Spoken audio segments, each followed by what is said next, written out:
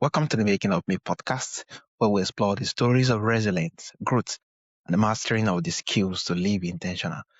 Today's guest is Anutza Bellissimo, a behavioral skill coach, certified anger management specialist, and founder of Stress and Anger Management Institute. With over 2 decades experience, Anutza help high achieving individual break destructive relationship, manage stress and anger, and build emotional healthy life. A practical evidence informed strategy to listener how to spot early warning sign and set boundary and create calm home and healthier relationship, all without losing composure or over functioning. It's really a pleasure and honor to have you on the show. And knows that. Thank you. Thank you, Vinaya. What a lovely introduction. I appreciate you having me on the show, and I am looking forward to serving your listeners and helping them have better relationships. Yeah, thank you so much. So I know that what role does stress and unprocessed anger play in relationship where trust and the boundary we tolerate? Yes. Oh, what a great question. So let's think about this, right? What role does anger and stress play? First of all, let's talk about stress, because in our relationships, stress is really a very core experience. It's something that everyone experiences often, like we're constantly stressed. In fact, we have what is typically called chronic stress. And think about the many things that we're doing all the time. And when we bring this level of chronic stress into a relationship, it's really difficult to hear our partners. It's really difficult to hear people from the space in which they're coming from, because our body is in fight or flight. Yeah. So unprocessed anger is related to stress and how we can recognize whether our body is in homeostasis, meaning if it's relaxed, if your nervous system is regulated. And when that's not happening, we come to the relationship with a low tolerance, right? We come to the relationship with a very small level of patience, and it shows up in our relationships in ways that can hurt us because we don't stop to take the time that we need to relax and regulate our body so that we can think clearly. Think about the last time a friend of yours was in a relationship and they were telling you about an angry experience that they had with their partner, right? They were attracted to someone who resonates or matches their stress and anger levels, because we tend to attract these people into our lives that match our energy. Does that resonate with you? Yeah. Amazing. Yeah. Thank you.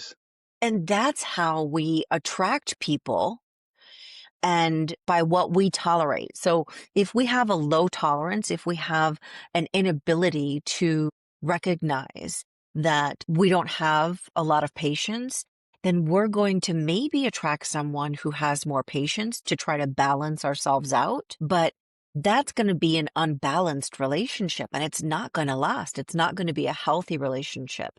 So we have to recognize who we're showing up as in our relationships. And is that what we want to attract into our life?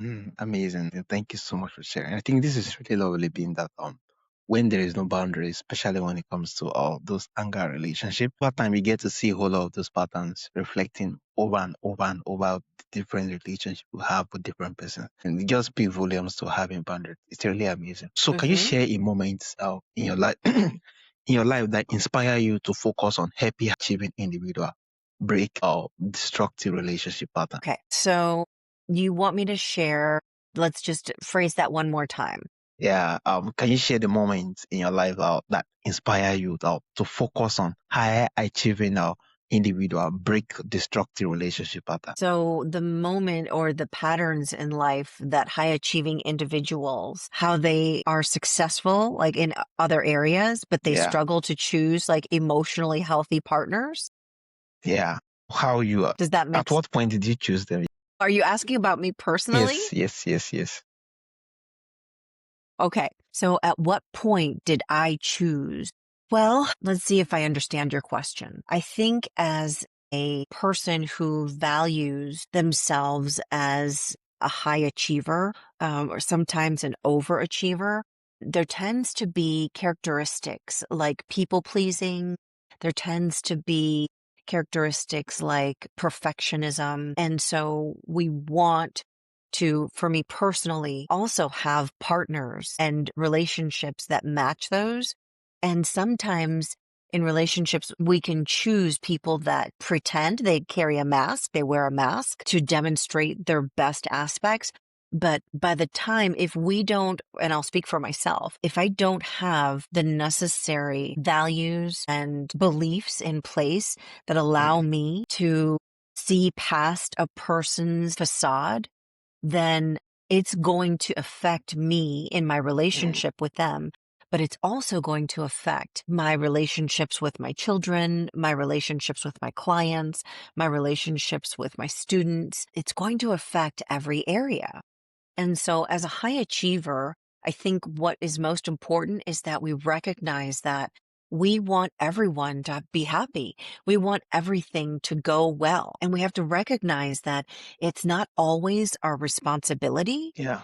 to make everything perfect, that we have to allow other people to show us, to demonstrate their ability to be responsible instead of Yeah. us always wanting to take everyone else's responsibility to make sure that everyone else is happy. And I think for myself personally, I've done that for so long that I didn't recognize in my early years that it was creating an imbalance in my relationships, which led to burnout, which led to resentment, and which led to me learning slowly that not everyone is good for you, Yeah. that not everyone is meant to be in your space or be in your space for very long. Some people are just acquaintances. Not everyone Yeah. has your best intention at heart. And I think that as a high achiever, you believe that other people want to do and be like you because you have this positive presumption, like you positively projecting that because you share certain qualities. Like, for example, if I work and I value my work and then I meet someone who works and they value their Yeah. work, we have those things in common. Yeah. But we can't just focus on that one thing. And I think that myself finding a couple of things that I had in common with someone led me to believe that we would share similar traits and values instead of standing back and pulling back and recognizing we have a couple of things that we like or we value the same. But Panaya, we have to be our own advocate. We have to protect ourselves in relationships. And that's really what stress and anger management is about. Because if we can't regulate our nervous system enough to allow ourselves to feel safe, we get into relationships with people that are not safe because we're coming from that space Mm. ourselves. And so for me to answer your question, I hope I answered your question well, but I think to sum it up, when it comes to someone that is wanting the best for everybody and wanting things to always work out, we take on too much responsibility. And so pulling back is the first thing that I think was the most valuable experience for me, is learning to pull back and not trust so much so that you can really see where people pick up and come into responsibility within relationships. Yeah, amazing. Thank you so much for sharing. I think it's really lovely, especially when you make reference of knowing your values and knowing what your belief is, so that you could actually be able to kind of look at the actions and inaction, being able to weigh it and see whether it resonates with the same values you have or the same belief you have. And if it doesn't, I think that is where boundaries comes in, so that you wouldn't have to kind of repeat a whole lot of pattern. Yeah, this is really amazing. Right. Yeah. Benaya, can you think of the last time maybe you or someone that you know got into a professional or personal relationship that was not aligned with them, but they had the best intentions, they worked very hard, and that relationship ended up damaging all the work and the effort and their visions for the future? Yeah, yeah, I can remember one. Yes, yes, I do. Right? I mean, we have to be so careful. We want to trust people and we want to be trusting in relationships and we want community. And I think it's a natural part of being human is to want community and people to be with us and to grow with.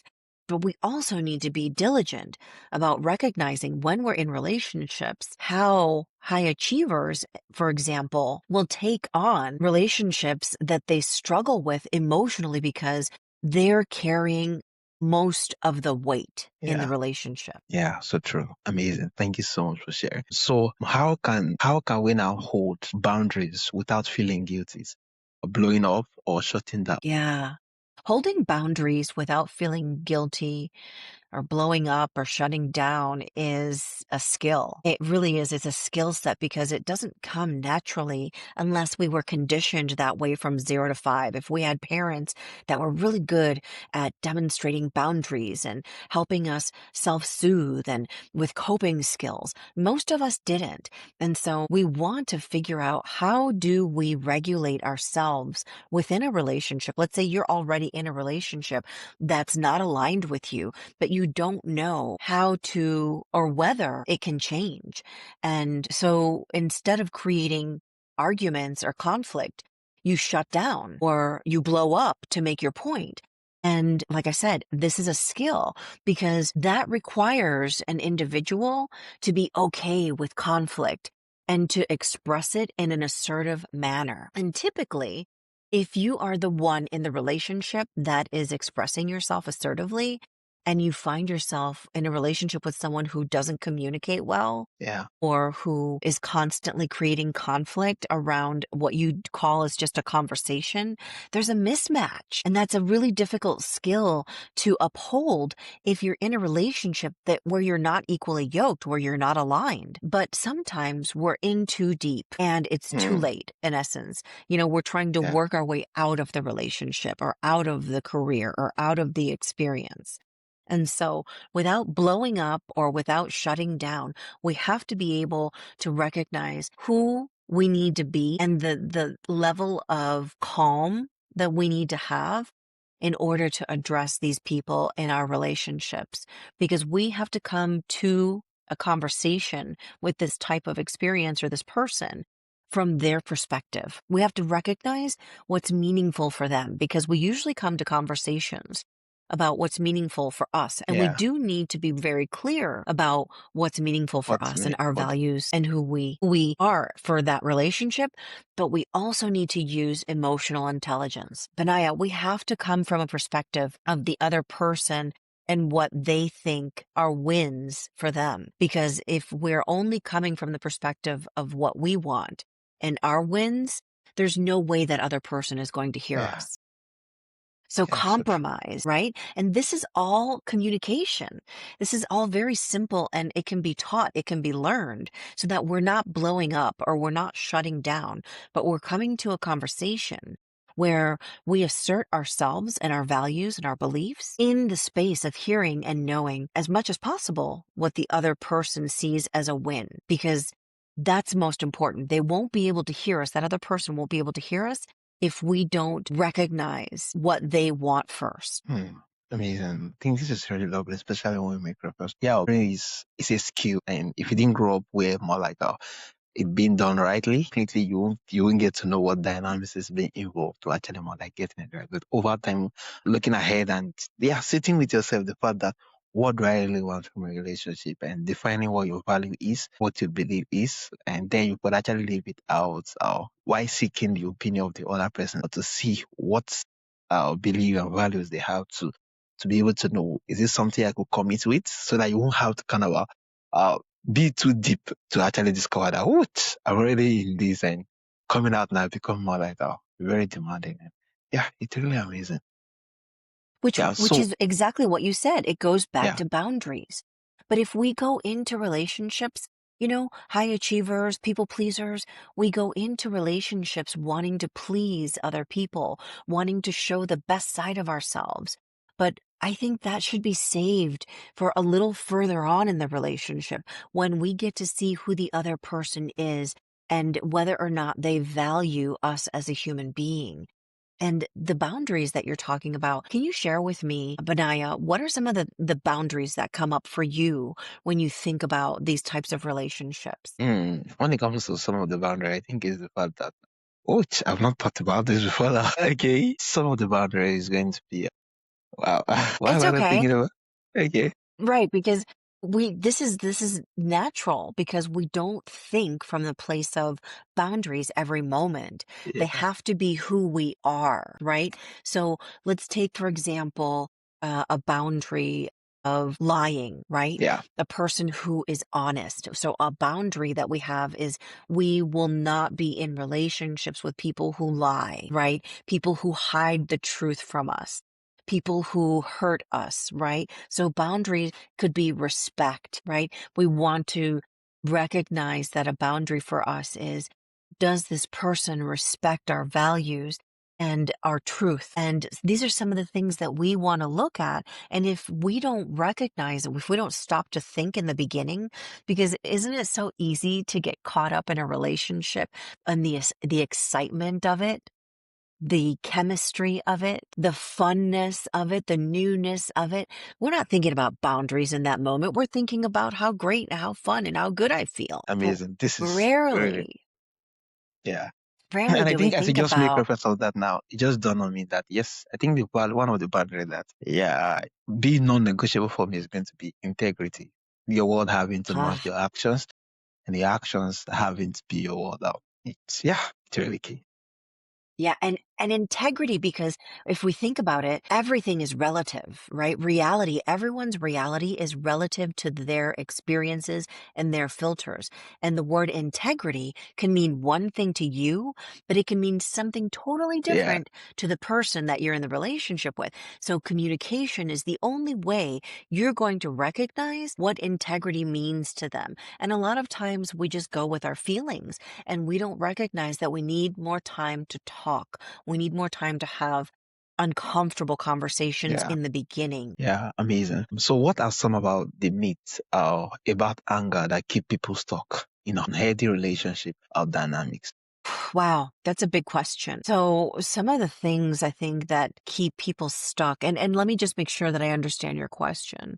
You're talking about relationship dynamics and the things that keep people stuck, and you're wanting to have a better understanding of what are the things, what are the character traits or the things that we're doing that keep us stuck in these Yeah, relationships? yeah, Yeah. So a lot of times we'll get in and out of personal or professional relationships without taking time to understand the lessons that we learn from the hurts or the things that we didn't accomplish, um, the experiences that we had from the relationships that we didn't appreciate or get our needs met. And I think, one of the things that keeps us stuck in this loop, in this pattern, in this behavior is we don't make enough time to work on ourselves. And I understand that, personal development is something that is not at the top of our mind every morning when we wake up. We're trying to figure out what we're going to wear, how we're going to eat, when we're going to, get to work on time, what we're going to, drive or where we're going to, how, there's so many pieces to life that we can put in place of our personal growth, right? Like who has time for that unless a crisis happens? And that's typically when most people come to the concept of change is when a crisis happens or something happens that they're hurt and they don't want to experience that anymore. So my perspective is why wait until something horrible happens or you're in a yeah, crisis to change? Why not make personal development like exercise, like a little piece of you that you embody every day? Right? Because yeah, it doesn't happen all overnight. And I think the part that keeps us stuck in loops of these bad relationships or bad experiences, or no, I don't like to label things good or bad, but I say yeah, difficult and maladaptive behavior is because we're not making the time to address who it is that we're choosing to be and what it is that we need in order to show up as that person. And it goes back to Maslow's hierarchy, because if you don't have the basics covered, like food, shelter, those things, if you're worried about those basics, you shouldn't be in yeah. relationships. Yeah, so true. You should be focused on ways to make yourself sustainable, right? With what you have and who you want to be. Because putting another, whether it's a personal or a professional relationship, in the way of our personal growth only stunts us. It stops us from growing. It stops us from being the best that we can. And every time we get into a relationship that hurts us, it puts us back even further. Yeah, And it makes amazing. it even harder to get back to where we were. So we have to be really aware of taking care of ourselves and being responsible for ourselves in order to step out of that loop. Yeah, And we amazing. can have a This whole is, conversation about that, Benaya, about are your basic needs met? Because I don't know if you can see behind me, but one of the posters that I have on the wall is how are you affected and changed? Like, where are you in this hierarchy, this triangle of Maslow's hierarchy, where are your basic needs met? Because, you can't get to yeah, fulfillment if you're trying to feed your family. If your biggest concern is feeding your family, you're not going to be thinking about fulfillment and philosophy and yeah, personal development, right? yeah. So we have to take things in the order at which they're most important. I And think that's this the is, first thing to get us yeah. out of that loop. Yeah, amazing. Getting your basic need meant first, then your perspective on sticking to your values. Yeah, because sometimes a whole lot of things is being influenced owing to the fact that owing to need and owing to one thing or the other that is not being met yet could actually more like the narrative of a particular relationship. Yeah, that's amazing. Yeah. And sometimes we're looking for another person to fill those needs. Yeah, Do you know what I mean? We go through our lives with our parents fulfilling our needs, and then we grow up, move out of the house, and then we expect other people to be our parents for us, yeah, to feed us, to fill us up with good things, to nurture us, instead of learning to do it for ourselves first. yeah, amazing. Also, lastly, how um what is one piece of advice will you give to someone who keep attracting the same type of emotional unsafe partner Yeah. every now and The one thing I would say is stop getting into relationships then? until you have a strong relationship with yourself, because no one can fill the void within yourself but you. No one has the capacity to feel your feelings, walk in your shoes 1000%, to show up as you. Only you know what you need. And when you can come to a relationship fulfilled, you're not in that relationship because of what you need and how you can get it. You're in that relationship because of the fact that you're enjoying their company. You're enjoying the experience. And it is something that is bringing good, like, light to your life. But stop Yeah, getting into relationships until you recognize the type of relationship that you have with yourself first. Work yeah, on your relationship with yourself first. And a lot of times that takes working with someone to help you see those blind spots, those what we call scotomas in our brain, that we can't see those parts of ourselves, but other people can see it. Have you had yeah, that friend, or do you yeah. know that person that keeps doing the same thing to themselves and they can't see what they're doing to themselves? Mm, That's a blind spot. And they don't want to take advice or work with someone.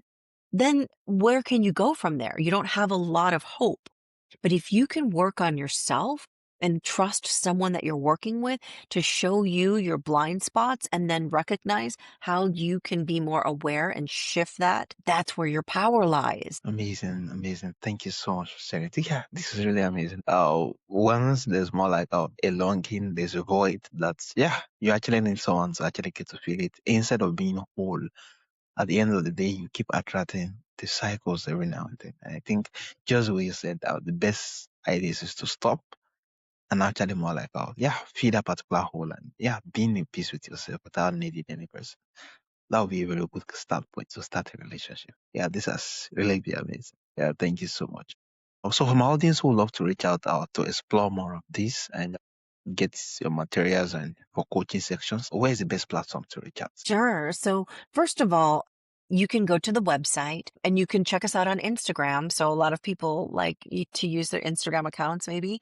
Yeah, Instagram is the Sammy Group. So, TheSai group.